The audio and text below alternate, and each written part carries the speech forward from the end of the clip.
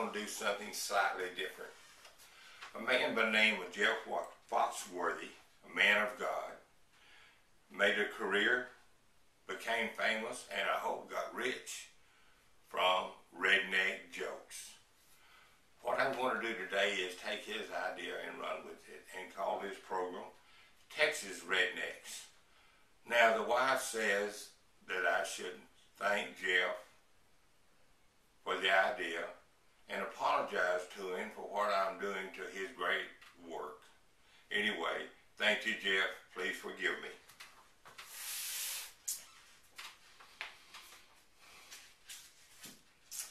If you believe that the Garden of Eden was somewhere in East Texas, you're probably a Texas redneck.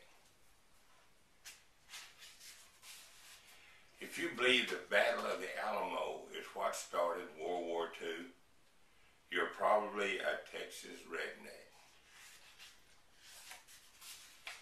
In politics, if you believe the governor of Texas outranks the Vice President of the United States, you're probably a Texas redneck.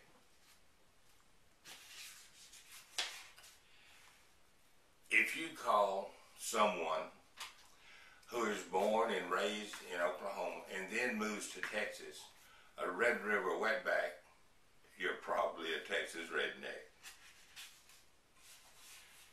If you refer to Southwest Texas as God's country, you're probably a Texas redneck.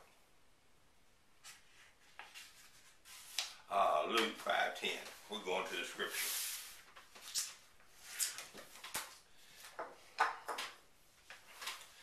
Luke 5:10 reads, "And so also were James and John, the sons of Zebedee, who were partners with Simon.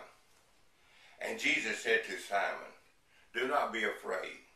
From now on you will catch men.'" If your Bible reads, "And so also were James and John, the sons of Zebedee, who were partners with Simon and Jesus. And Jesus said to Simon, 'Do not be afraid. From now on y'all will catch men," you just might be a Texas redneck.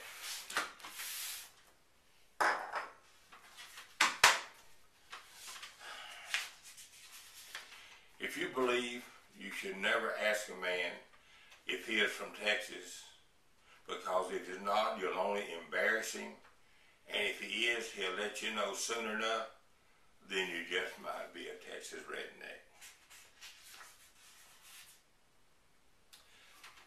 If you believe that when God made Texas, he used heaven for the pattern, made Texas as close to heaven as he could, then you just might be a Texas redneck. When you see Jesus in your mind, you picture him. You see him wearing cowboy boots and a Stetson, you just might be a Texas redneck.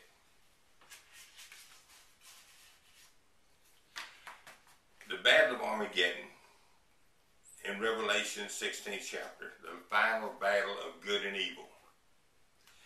If you believe that God's battle flag will probably be a Texas flag with a 6-pointed star of David instead of the 5-pointed star it has now, you just might be a Texas redneck.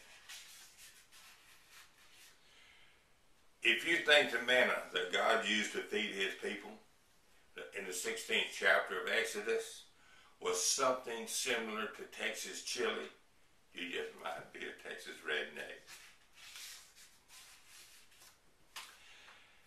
If you consider Billy Bob's in Fort Worth, Texas to be sacred and holy ground, you just might be a Texas redneck. If you think the New Jerusalem mentioned in the 21st chapter of Revelation just might be Austin, Texas, you could be a Texas redneck.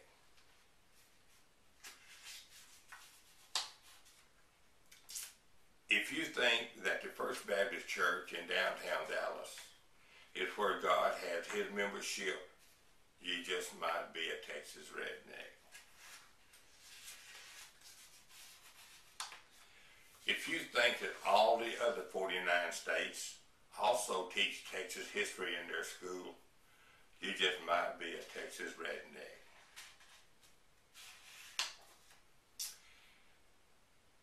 If you believe that someday the Catholic Church will canonize Willie Nelson, you just might be a Texas redneck.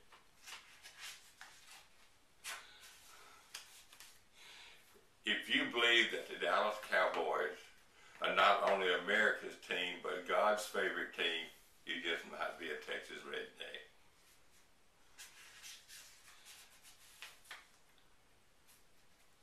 If you like what I have done here today, tell me, tell others, and send me some ideas. It's hard to think of these good jokes, but I need all the help I can get, okay? I'll be looking forward to it. One last thing. If you believe that it's better to say Republic of Texas instead of just Texas, you just might be a Texas redneck, okay?